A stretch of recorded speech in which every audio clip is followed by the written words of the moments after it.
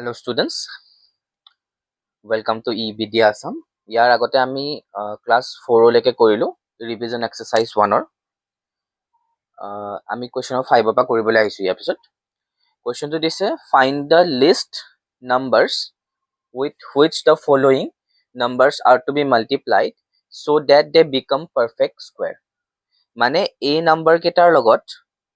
মই ইয়াৰ নিচিনা আৰু হোমৱৰ্ক অলপ লগতে প্ৰভাইড কৰি দিম, তোমালোকে নিজে কৰি চাবা। এই নম্বৰ গিটাৰ লগত আটাইতকৈ কি সৰু সংখ্যাৰে ইনটু কৰিব লাগিব যাতে ই এটা পূৰ্ণ বৰ্গ হৈ যায়। মানে ইয়াৰ লগত আমি সৰু সংখ্যা কি ইনটু কৰিম, যেনেকৈ সাপোজ 2 3 তেনেকুৱা সৰু কি ইয়াৰ লগত নাম্বাৰ ইনটু কৰিম যাতে ই পাৰফেক্ট স্কয়াৰ হৈ যায়। মানে ই এটা পাৰফেক্ট স্কয়াৰ নহয়, ঠিক আছে। পাৰফেক্ট স্কয়াৰ এই গিটাৰ ভিতৰত কোনো এটাই নহয়। ইয়াৰ লগত আমি এটা সৰু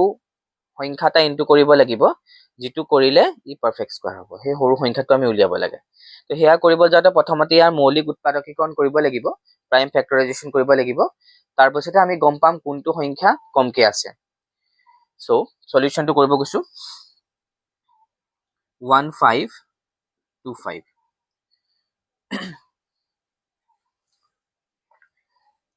ইয়াৰ প্ৰাইম ফেক্টৰাইজেশ্যন কৰিম 1525 ৰ। যেহেতু 5 আছে 5 এ ডিভাইড কৰিম, 5 3 = 15, 5 এ 2 ডিভাইড নাযায় ন, দুইটা নাম্বাৰ লৈ ল'ব লাগিব 25, সেইকাৰণে 0 এটা দি দিম। 5 5 = 25, 5 6 = 30, 5 1 = 5। 61 ক আৰু ডিভাইড নাযায়, 61 এটা মৌলিক সংখ্যা, প্ৰাইম নাম্বাৰ। গতিকে 1525 ক মই লিখিম 5 × 5 × 61। ইয়াক মই লিখিব পাৰো 5 দুটা আহি গ'ল, 5 পাৱাৰ 2 × 61। যেহেতু পূৰ্ণ ঘন হবৰ কাৰণে যিকিটা আমি প্ৰাইম নাম্বাৰ পাম, মানে পাৰফেক্ট স্কয়াৰ হবৰ কাৰণে যিকিটা প্ৰাইম নাম্বাৰ পালো, সেই প্ৰাইম নাম্বাৰ কিটা এনেকে পেয়াৰিঙত থাকিব লাগিব। পেয়াৰিং মানে দুটা দুটাকে থাকিব লাগিব পূৰ্ণ বৰ্গ হবৰ কাৰণে। এটা 5 ৰ ওপৰত পাৱাৰ 2 আহিলে 61 এটাহে আছে, মানে 61 আৰু এটা লাগিছিল আমাক।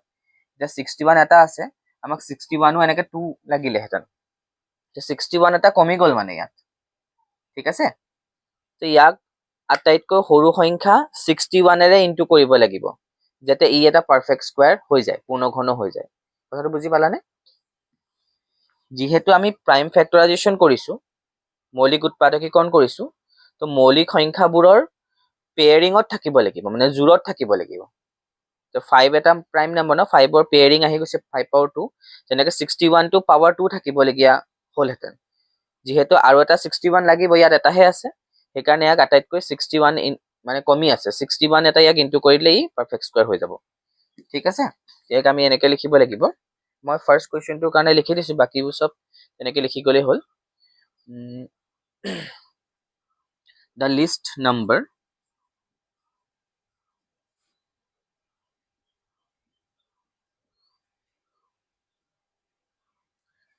with which the given number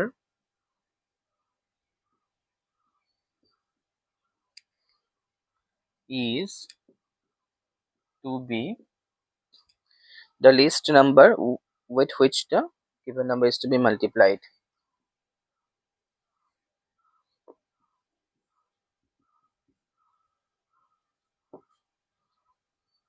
To make it a perfect square.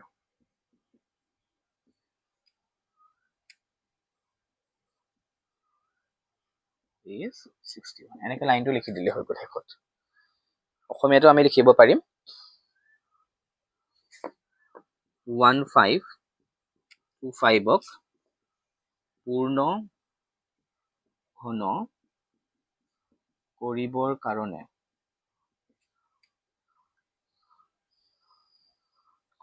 বাবে পূৰণ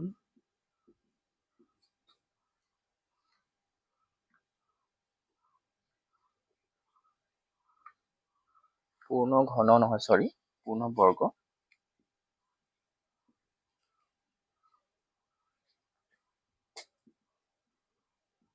পূৰণ কৰিবলগীয়া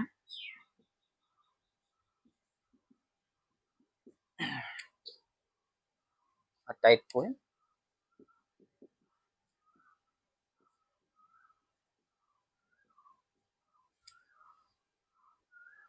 সৰু সংখ্যাটো হ'ল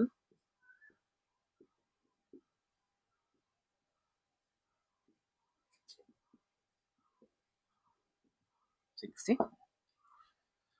ঠিক আছে নেক্সট কোৱেশ্চনটো লৈ যাওঁ ঠিক আছে 1525 ৰ লগত আমি 61 এটা ইনটু কৰি দিব লাগিব যাতে ই এটা পূৰ্ণ বৰ্গ হৈ যায় মানে পাৰফেক্ট স্কয়াৰ হৈ যায় ওকে নেক্সট কোৱেশ্চন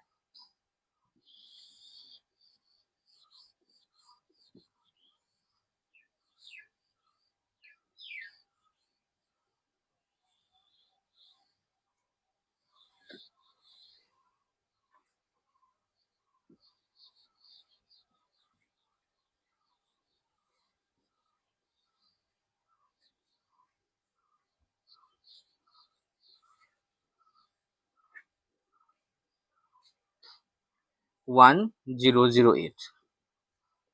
ইয়াৰ প্ৰাইম ফেক্টৰাইজেশ্যনটো উলিয়াম মৌলিক উৎপাদকীকৰণ 2 ৰে কৰিম 2 5 যা 10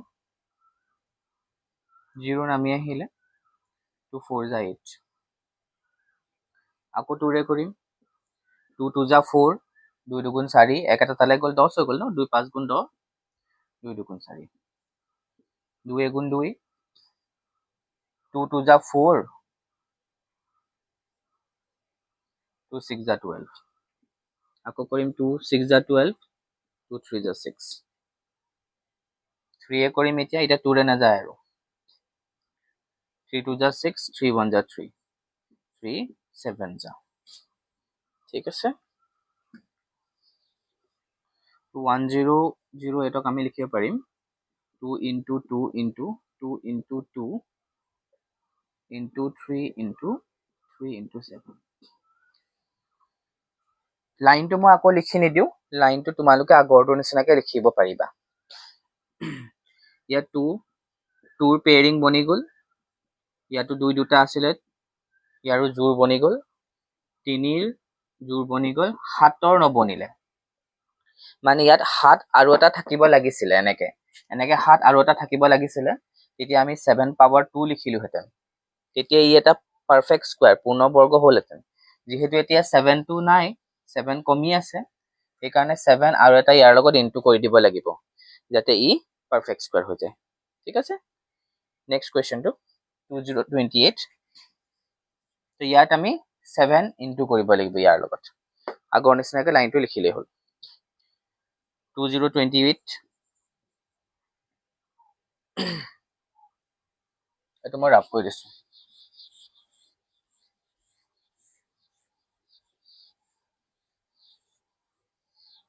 2028 ৰ মই প্ৰাইম ফেক্টৰাইজেশ্যনটো উলিয়াম 2 গুণ 2 0 নামি আহিলে 2 গুণ 2 2 4 গুণ 8 2 5 গুণ 10 এতিয়া চোৱা 2 ৰে 1ক ডিভাইড নাযায় দুইটা নাম্বাৰ মই লৈ ল'ব লাগিব তাৰ আগতে 0 টা হেকান দি ল'ব লাগিব তাৰ পিছতে 2 7 গুণ 14 3 এ কাট কৰিম 3 এ যাব বুলি মই কেনে গম পালো এই গুটেইকেইটা নাম্বাৰ প্লাস কৰি দিব লাগে 5 + 0 + 7 12 পালো তাছত চাব লাগে যে কাৰ টেবুলত আহে যেহেতু 12 টো 3 টেবুলত আহে এই কাৰণে 3 এক ডিভাইড যাব মানে 3 1 যা 3 2 এটা তালে গ'ল 20 হল 3 6 যা 18 2 তালে গ'ল 3 9 যা 27 169 ক 3 এ ডিভাইড না যায় আৰু 169 ক 13 এ যায় 13 13 যা মই দিছিলো তোমালোকক 13 স্কয়াৰ যে 169 হেতু মই দিছিলো বৰ্গমূল খিনি লিখি পেলাই আগৰ ভিডিও কেইটা চালি গম পাবা ইয়াক আমি লিখিব পাৰিম 2 into 2 into 3 into 13 into 13 লাইনটো আগৰ নিচিনাকে লিখিলেই হ'ল তো পেয়াৰিংটো চাম 2 ৰ পেয়াৰিং বনি গ'ল 3 নাই বনা 13 ৰ বনি গ'ল ইয়াত কিমানে ইনটু কৰিব লাগিব 3 ইনটু কৰিব লাগিব ঠিক আছে যেহেতু 3 ৰ জোৰ নাই বনা লাইনটো কেনেকে লিখিম the least number with which the given number is to be multiplied to make it a perfect square is 3 মানে 2028 ৰ লগত আটাইতকৈ সৰু সংখ্যা 3 ৰে ইনটু কৰিব লাগিব ইয়াক পূৰ্ণ বৰ্গ বনাবৰ কাৰণে আগৰটো চাইডলৈ হ'ল তাৰপিছতো 768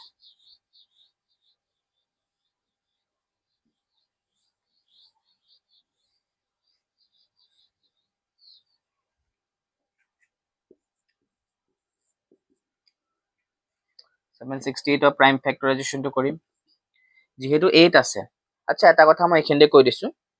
যেতিয়া ইউনিট ডিজিট মানে ইয়াৰ কথা কৈছো ওৱান্স ডিজিট একক ঘৰৰ সংখ্যাটো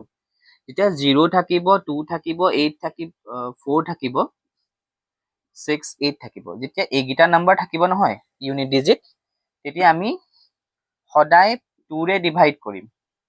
ইজি হয় আৰু সেইকাৰণে মই কৈ দিছো যেতিয়া মানে ইউনিট ডিজিটবোৰ এইবোৰ থাকিব একক ঘৰৰ সংখ্যাবোৰ আমি 2 ৰে হৰণ কৰিম ঠিক আছে ওকে 2 3 যা 6 1 এটা তালে গ'ল 16 2 8 যা 16 2 4 যা 8 আকৌ 2 ৰে কাৰিম 2 এগুণ 2 তালে 1 এটা গ'ল 2 9 গুণ 18 2 2 গুণ 4 আকৌ 2 ৰে কৰিম 2 9 গুণ 18 1 এটা তালে গ'ল 12 হ'ল 2 6 গুণ 12 2 4 গুণ 8 1 এটা তালে গ'ল 16 হ'ল 2 8 গুণ 16 2 ৰে কৰিম 2 2 যা 4 2 4 যা 8 2 1 যা 2 2 2 যা 4 2 6 যা 12 2 3 যা 6 ইয়াত আমি পাম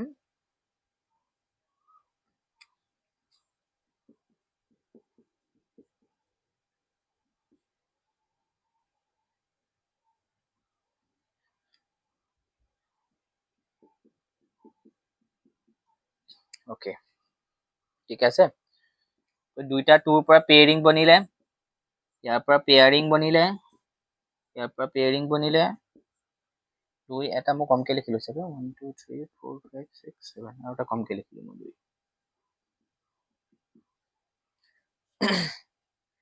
এটো পাৰ্ট বেলেগ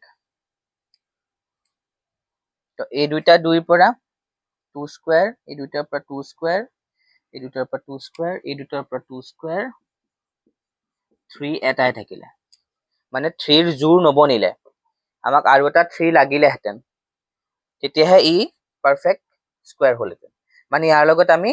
আটাইতকৈ সৰু সংখ্যা 3 ৰে ইনটু কৰিব লাগিব ঠিক আছে বুজি পাইছা চাগে ঠিক আছে এখিনি কপি কৰি লোৱা নেক্সট কোৱেশ্চনটো চোৱা with what least number the following numbers are to be divided so they become perfect square মানে কৈছে যে এই নাম্বাৰ গিটাৰ লগত আটাইতকৈ সৰু কি সংখ্যাৰে ডিভাইড কৰিলে হৰণ কৰিলে ইহঁতক আমি পাৰফেক্ট স্কয়াৰ মানে পূৰ্ণ বৰ্গ বনাব পাৰিম আগৰ নিচিনাকৈ কৰিম কোৱেশ্চন নম্বৰ 5 টো নিচিনাকৈ আমি প্ৰথমতে ইহঁতৰ মৌলিক উৎপাদকীকৰণটো উলিয়াই ল'ব লাগিব মানে প্ৰাইম ফেক্টৰাইজেশ্যনটো তাৰ পিছত চাম কোনটো নম্বৰ কম আহিছে যেটো নম্বৰ কমকে আহিব মানে পেয়াৰিং বনাব লাগিব আসলে পেয়াৰিং কিয় বনাব লাগে ধৰি লোৱা মোক যদি এটা নম্বৰ দি দিয়ে 16 ধৰি লোৱা 4 কে লৈছো মই ইয়াক আমি যেতিয়া ডিভাইড কৰিম 2 2 যা 4 যেতিয়া আমি 4 ৰ স্কয়াৰ ৰুটটো উলিয়াম কেনেকৈ উলিয়াম ইয়াৰ আমি 2 দুবাৰ পালো ন 2 দুবাৰ পালো 2 * 2 মানে 2 স্কয়াৰ তো স্কয়াৰ আৰু ৰুটটো কেনসেল হৈ যায় মানে আৰু আনসাৰটো 2 থাকি যায় সেই কাৰণে আমি ধ্যান ৰাখিম যে জিটোৱে নম্বৰ নাহক কিয় ইহঁতৰ প্ৰাইম ফেক্টৰাইজেশ্যনত যেটো তাৰ পেয়াৰিঙত থাকে আৰু যেটো নম্বৰে পেয়াৰিঙত নাথাকিব মানে জোৰকে নাথাকিব সেই নম্বৰটোৱে ইহঁতক ডিভাইড কৰিব লাগিব মই ফাৰ্স্ট কোৱেশ্চনটো লৈছো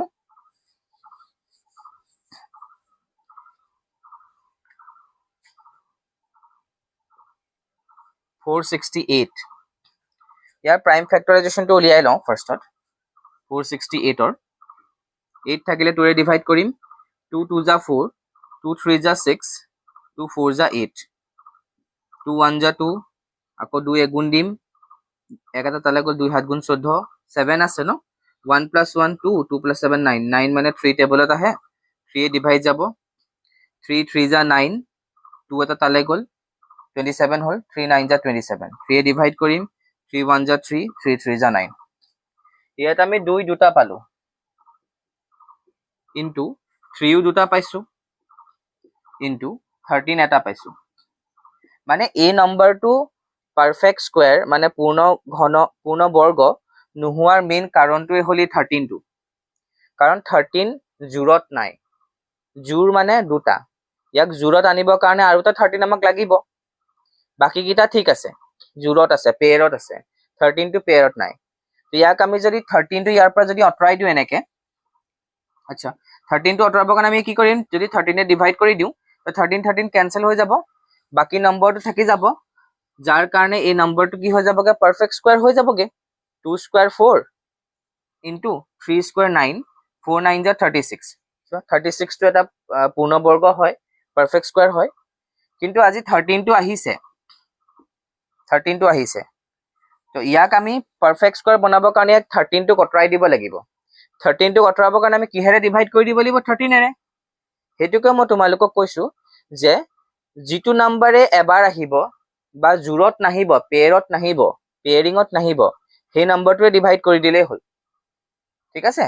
গতিকে এই নাম্বাৰটোক আমি কিহেৰে ডিভাইড কৰিম, 13 এৰে ডিভাইড কৰিম, তেতিয়া কি বনি যাব, পাৰফেক্ট স্কোয়াৰ বনি যাব।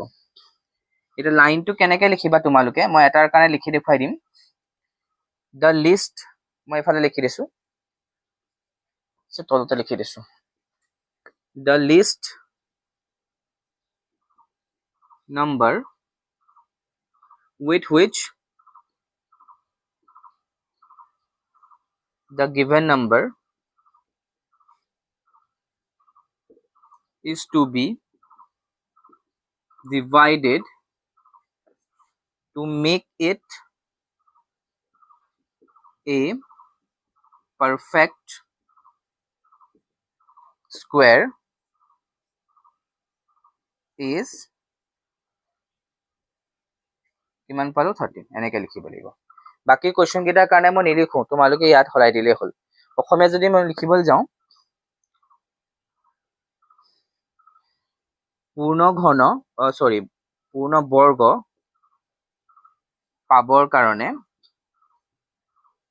পাবৰ বাবে উক্ত সংখ্যাটোৰ লগত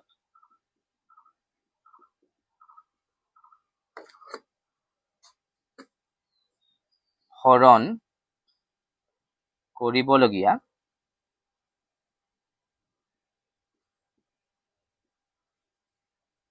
আটাইতকৈ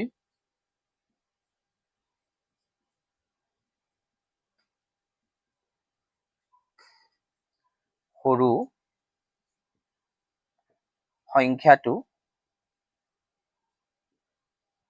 হ'ল 13। এনেকে লিখিলেই হৈ যাব, বুজি পাইছা? তো নেক্সট কুৱেশ্যনটো চোৱা, ইয়াক মই এইখিনি ৰাপ কৰি দিছো নেক্সটটোৰ কাৰণে।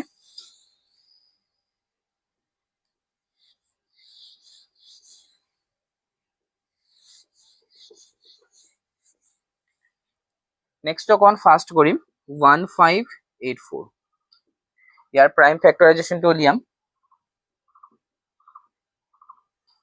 আমি চাম পেয়াৰিঙত আহিছে নাই, জোৰত আহিছে নাই, ঠিক আছে। 4 থাকিলে 2 ৰে ডিভাইড কৰে, মই কৈছিলো লাষ্ট ক্লাছবোৰত, 2 7 যা 14, 1 ইয়ালে গ'ল, 18 হৈ গ'ল, 2 9 যা 18, 2 2 গুণ 4, আকৌ 2 ৰে হৰণ কৰিম, 2 3 গুণ 6, 1 এটা তালে গ'ল, 19 হ'ল, 2 9 গুণ 18, 1 এটা তালে গ'ল, 12 হ'ল, 2 6 গুণ 12, আকৌ 2 ৰে কৰিম, 2 গুণ 2, 1 তালে গ'ল, 19, 2 9 গুণ 18, 1 তালে গ'ল, 16, 1 মানে ইয়াত 1 এটা বাচি যায়, যিটো আমি পিছৰ নাম্বাৰটোলৈ শিফট কৰি দিওঁ, পঠিয়াই দিওঁ, 16 হৈ গ'ল, 2 8 গুণ 16, 2 কাটিম, 2 9 গুণ 18, 1 তালে গ'ল, 2 9 গুণ 18, 3 এ ডিভাইড কৰিম, 3 3 যা 9, 3 3 যা 9, আকৌ 3 ডিভাইড, 3 1 যা 3, 3 1 যা 3। 1585 কাৰণে কি লিখিম, 2 দুটা পালো ইয়াৰ পেয়াৰিঙত, আকৌ 2 দুটা আহিছে পেয়াৰিঙত, 3 দুবাৰ পেয়াৰিঙত, 11 টো চোৱা এবাৰেই আহিছে, মানে গোটেই নম্বৰটো কিহে ডিভাইড কৰি দিব লাগিব, 11 এৰে, তেতিয়া 11 11 কেনসেল হৈ যাব, বাকি যিটো নম্বৰ থাকি যাব, এই পাৰ্টখিনি থাকি যাব, ই কি বনি যাব, এটা পাৰফেক্ট স্কোয়াৰ বনি যাব। গতিকে ইয়াক পূৰ্ণ বৰ্গ পাবৰ কাৰণে হৰণ কৰিবলগীয়া সংখ্যাটো 11, বুজি পাইছা? ঠিক আছে, নেক্সট চোৱা, 2645, মই ইহঁতৰ কাৰণে লাইনটো নাই লিখা, তোমালোকে আগৰটো নিচিনাকে লিখিব পাৰিবা, হলাই দিবা। 2645 টো চোৱা,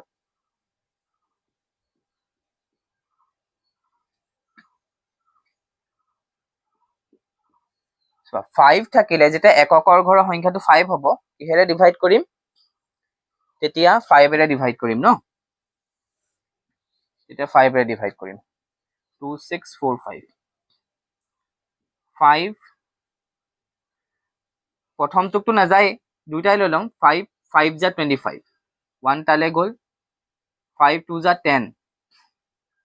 4 তালে গ'ল 45 হৈ গ'ল 5 9 যা 45 এতিয়া চোৱা 529 কিহেৰে যাব তোমালোকক মই দিছিলো যেতিয়া পূৰ্ণবৰ্গৰ লিষ্টখন দিছিলো তাত মই কেইটামান স্কয়াৰ ৰুটৰ ভ্যালুখিনি দি দিছিলো এনেকে তাত মই লিখিছিলো তোমালোকক 529 ৰ স্কয়াৰ ৰুটটো কিমান আছিল 23 গতিকে 529 23 এ যাব আৰু কিমান বাৰ যাব 23 বাৰ যাব 23 যা 529 তো তাত আমি পালোগে 5 এবাৰ পালো 23 দুবাৰ পালো ন 23 স্কয়াৰ লিখি দিম ইয়াত চোৱা 5 টো এবাৰ আহিছে 5 টো আৰু এবাৰ আহিব লাগিছিলে ঠিক আছে 5 এ প্ৰবলেম কৰি আছে ন 5 ৰ কাৰণে এই নম্বৰটো পাৰফেক্ট স্কয়াৰ হোৱা নাই গতিকে কিহেৰে ডিভাইড কৰিম 5 এৰে নেক্সট কোৱেশ্চনটো চোৱা 1624 sorry 1620 1620 ডিভাইড কৰিম ইয়াক 2 ৰে কৰিম 2 8 গুণ 16 2 1 গুণ 2 0 নামি আহিব আকৌ 2 ৰে কৰিম 0 আছে নহয় 2 ৰে ডিভাইড যাব 2 4 যা 8 2 ৰে 1 ক ডিভাইড নাযায় আৰু এতিয়া দুইটা নম্বৰ ল'ব লাগিব 1 আৰু 0 10 লৈ লম কিন্তু তাৰ আগতে 0 টা বহাই ল'ব লাগিব 2 5 যা 10 5 আহি গ'ল 5 এ ডিভাইড কৰি দিয়া 5 8 যা 40 5 1 যা 5 3 এ কৰিম কাৰণ 8 plus 1 9 হয় 9 3 টেবলত আহে 3 ডিভাইড যাব 3 2 যা 6 2 গ'ল তালে 3 7 যা 3 9 যা 3 3 গুণ 9 2 দুবাৰ পালো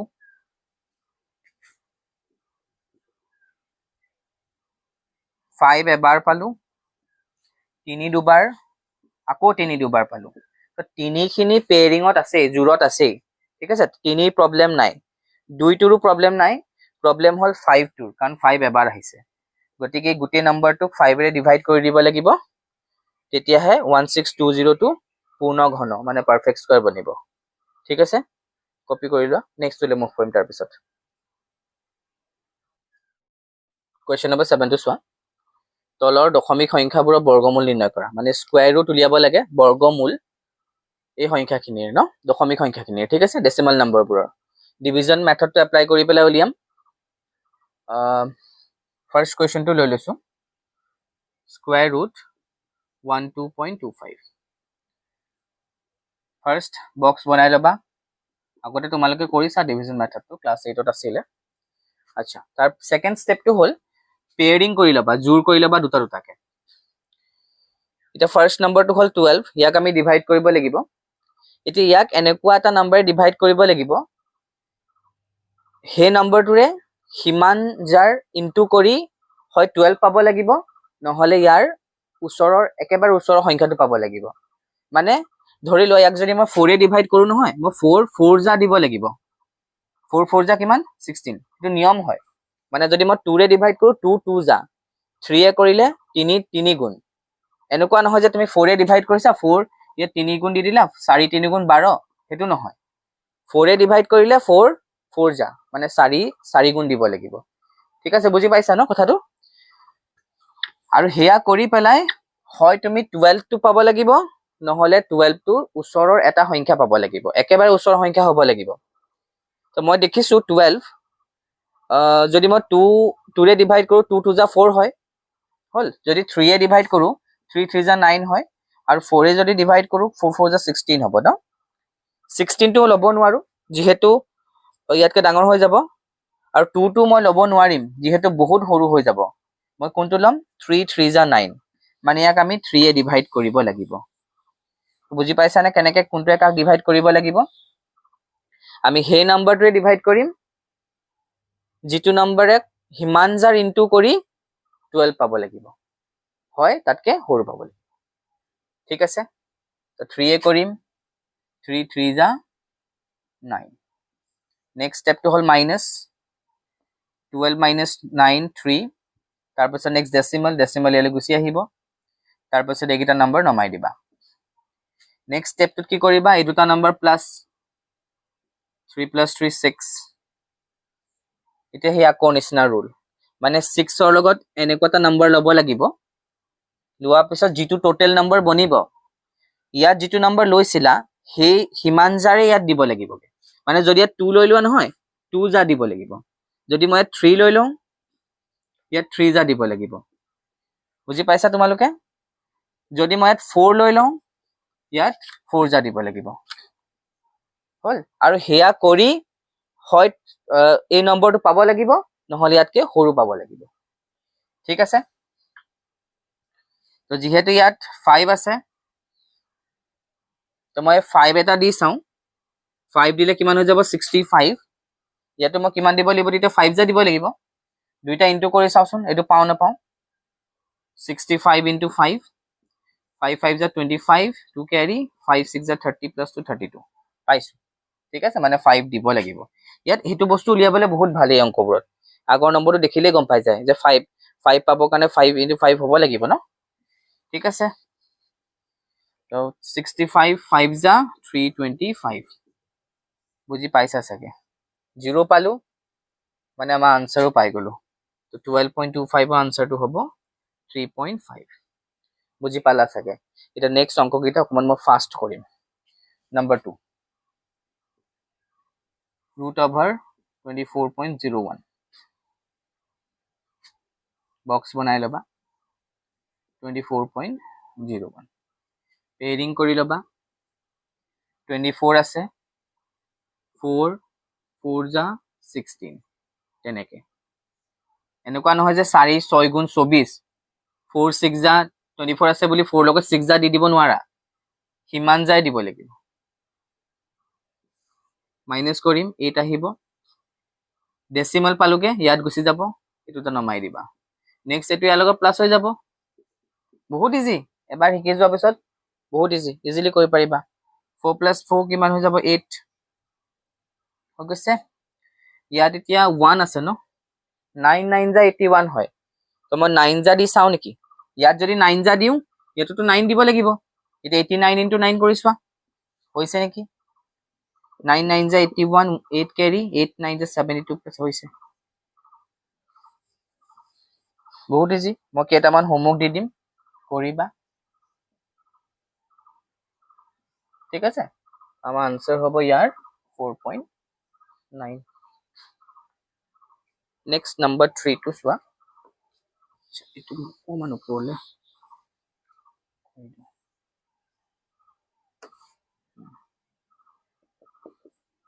কিমান আছে 146.01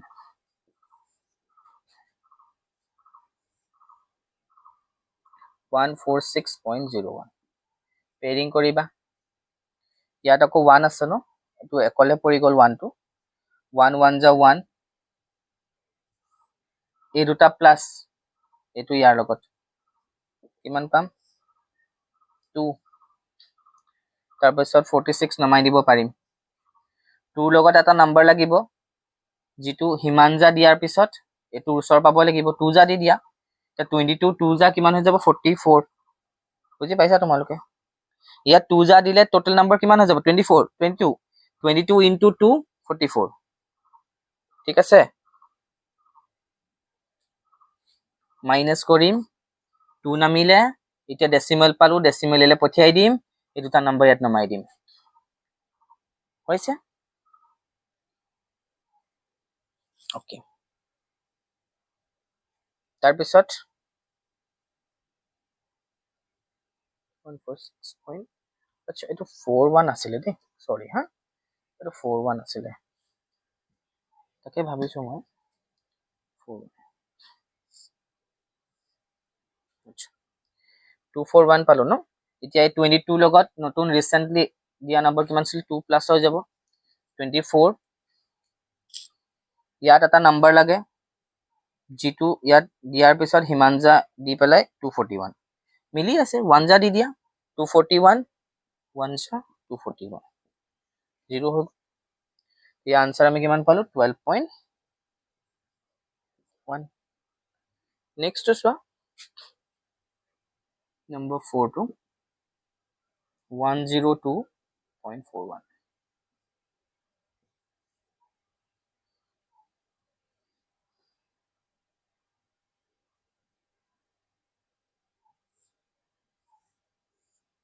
ইয়াতে কৰিছো ইয়াৰ মই ইয়াত লিখি দিম বাৰু 102.41 পেয়াৰ কৰা 1 1 যা 1 আচ্ছা 0 আহিলে ন 0 তো আমি ইয়াত নমাই দিব নোৱাৰো 0 ইয়ালে গুচি আহিব ইয়াত 0 দিয়া কাৰণে ইয়াতো দি দিব লাগিব পিছত 2 টো নমাই দিয়া আৰু এতিয়া তাৰ পিছত পইণ্ট ইয়াত দি দিয়া 4 1 টো নমাই দিয়া ওকে 10 ইয়াৰ লগত প্লাস হৈ যাব কিমান হৈ গল 20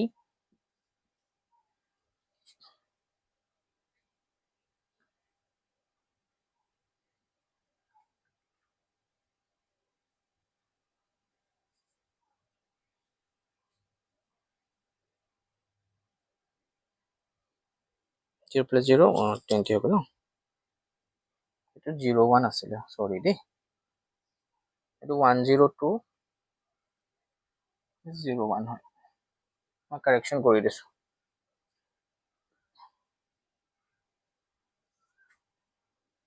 কিমান যা দি দিম 1 যা দি দিয়া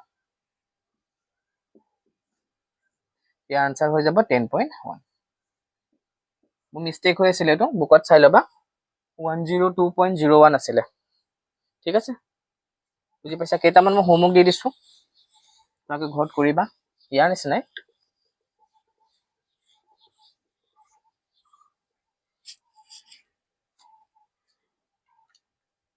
number 1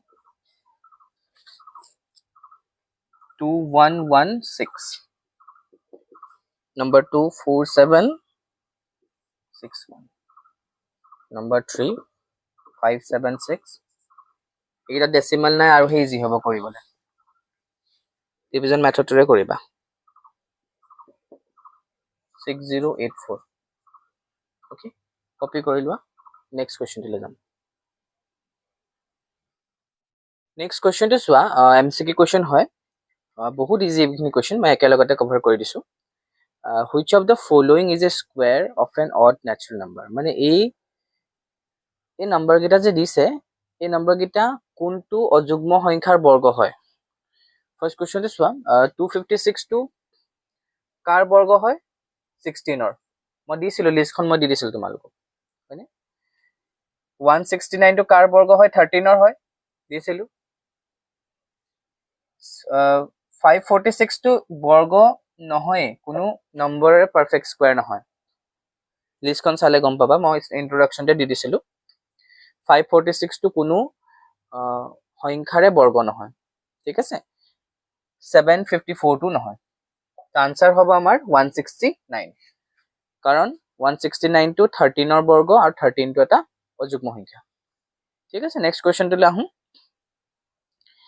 এই নাম্বাৰ গিটাৰ কোনটোৰ স্কয়াৰত 1 থাকিব বুলি কৈছে which of the following will have 1 in unit place মানে এগিটাক স্কয়াৰ কৰিব লাগিব 19 ৰ স্কয়াৰ কিমান হয় 19 ৰ স্কয়াৰ হ'ব 361 ন তো ইয়াৰ ইউনিট প্লেসত কিমান থাকিব 1 থাকিব বাকি গিটা নাথাকে কাৰণ 4 ৰ স্কয়াৰ 16 16 6 থাকিব নহব 8 ক যদি স্কয়াৰ কৰি দিও কিমান হ'ব 64 ইয়াৰ ইউনিট প্লেসত 4 থাকিব নহব 20 ক যদি স্কয়াৰ কৰি দিও কিমান হ'ব 400 ইয়াৰ ইউনিট প্লেসত 0 থাকিব এটো আমাৰ নহব আনসাৰ হ'ব 1 কাৰণ 19 ক স্কয়াৰ কৰিলে 361 পাম ইয়াৰ ইউনিট প্লেসত 1 থাকিব নেক্সট কোৱেশ্চনটো বহুত ইম্পৰ্টেন্ট এটো মেট্ৰিকত হদিয়ে থাকে এনেকুৱা কোৱেশ্চন অহাৰ চান্স থাকে এইবোৰটো বহুত সহজ হয় বাই চান্স এইবোৰ আহিব এক্সামত কিন্তু এটো বহুত ইম্পৰ্টেন্ট দুটা যদি ক্ৰমিক সংখ্যা দি দিয়ে দুটা ক্ৰমিক সংখ্যা দি দিলে হিহতৰ স্কয়াৰৰ মাজত কেটা সংখ্যা থাকিব হদিছে ঠিক আছে মানে দুটা কনজুগেটিভ নাম্বার দি দিব যেনেকে 18 ৰ স্কয়াৰ ইয়াত 19 ৰ স্কয়াৰ বুলি কৈ দিছে 18 ক স্কয়াৰ কৰিলে কিমান হ'ব 324 হ'ব 19 ক স্কয়াৰ কৰিলে কিমান 361 হ'ব তো ইহতৰ মাজত কিমানখিনি নাম্বার আছে এনেকে হদিব আমিতো এক্সামত এনেকে লিখি লিখি কৈ থাকিব নোৱাৰো ইমান আমাৰ ওচৰত সময় নাথাকিব তো শৰ্ট ট্ৰিক এটা আছে যদি মই এটা লিখি দিছো যদি এটা নম্বৰ n হয়, এটা নম্বৰ তাৰ পিছৰ নম্বৰটো n প্লাছ যদি 1 হয়, n আৰু n প্লাছ 1 মানে কনফিউজ হ'ব নালাগে। ইয়াৰ মানে এটা যদি মই 7 লওঁ নহয়, এইটো হ'ব 7 প্লাছ 1 মানে 8। এটা 7 হলে এইটো 8 কনজুগেটিভ, মানে এটা n হলে এটা n প্লাছ 1 7 8 9 10। তেতিয়া ইহঁতৰ স্কুৱেৰৰ মাজত কেইটা নম্বৰ থাকিব কেনেকে উলিয়াবা? 2 into n কৰি দিবা। 2 into n, n ৰ লগত 2 ইনটু কৰিবা। n মানে প্ৰথমটোৰ লগত 2 কৰি দিবা ইনটু। তো ইয়াত 18 স্কুৱেৰ আৰু 19 স্কুৱেৰ বুলি কৈছে, তুমি 2 টো কাৰ লগত ইনটু কৰি দিব লাগিব? n ৰ লগত। n মানে 18 to n হ'ব, এইটো n প্লাছ 1 হ'ব, কাৰণ এক এটা বাঢ়ি গৈছে নহয়। ঠিক আছে, 18 আৰু 19 মানে কি 18 প্লাছ 1 আকৌ, এইটো n প্লাছ 1 হয়। আমি ইনটু কাৰ লগত কৰিম? n ৰ লগত, মানে ফাৰ্ষ্টটোৰ লগত কৰি দিবা। 2 into 18 কিমান? 36।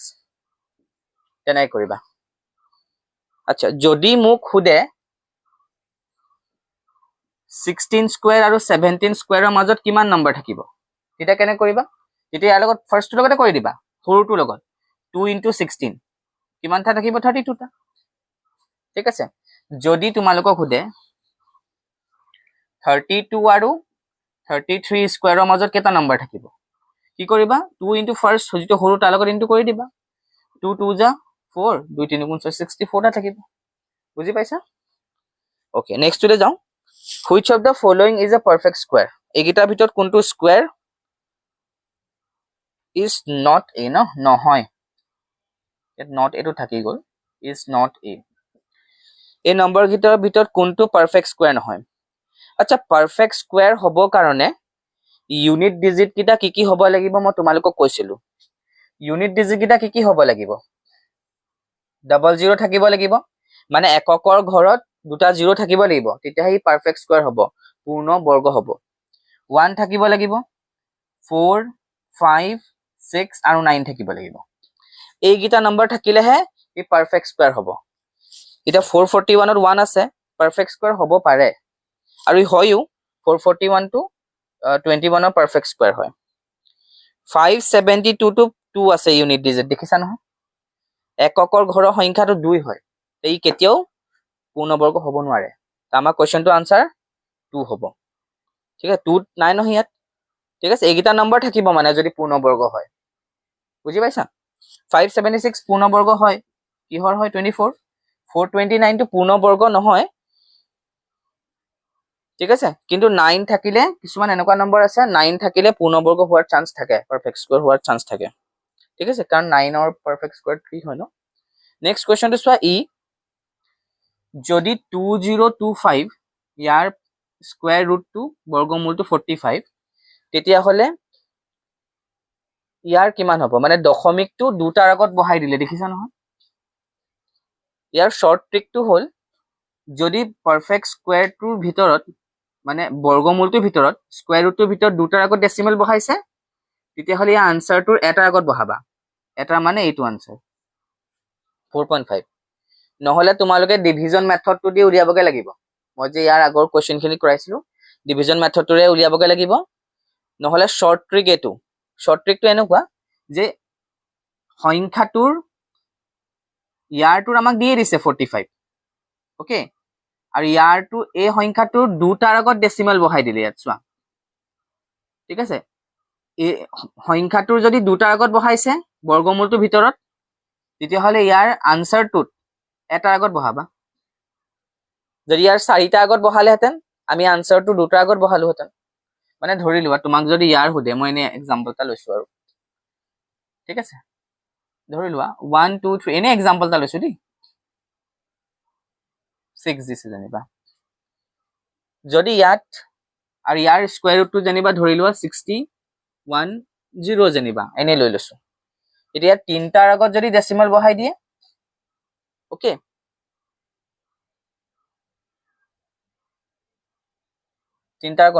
ইয়াৰ যদি দুটাৰ আগত বহাই দিয়ে, 4টাৰ আগত যদি ইয়াত বহাই দিয়ে, তাত তোমালোকে দুটাৰ আগত বহাবা। মই কথাটো সেইটো ক'ব বিচাৰিছো। ঠিক আছে, তো ইয়াৰ ডিভিজন মেথডেদি কৰিলেও তুমি আনচাৰ পাবা। ইয়াৰ আনচাৰটো কিমান হ'ব? 4.5। ইয়াত দুটাৰ আগত বহুৱাই দিছে, ইয়াৰ আনসাৰটোত এটাৰ আগত বহাই দিবা ঠিক আছে থেংক ইউ